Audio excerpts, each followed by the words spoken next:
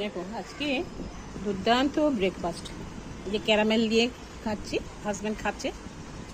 খেতে কেমন? দারুণ। ফলটা না, ক্যারামেলের অনেক রকমের গুণ আছে, অ্যান্টিঅক্সিডেন্ট। এর মধ্যে থাকে ক্রিম, থাকে আর থাকে বাটার।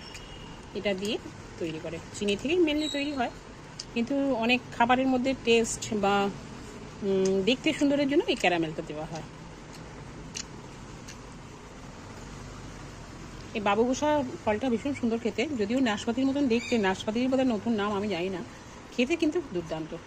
আর তার সাথে একটু পুরি খাজা নিয়ে নিয়েছি, দিয়েছিল কেউ, নিয়ে এসছে। তার সাথে ছোলা, ব্যালেন্স একটা ব্রেকফাস্ট করেছি। ভিডিওটা ভালো লাগলে প্লিজ লাইক করো, শেয়ার করো, আর সাবস্ক্রাইব করো আমার নতুন বন্ধুরা।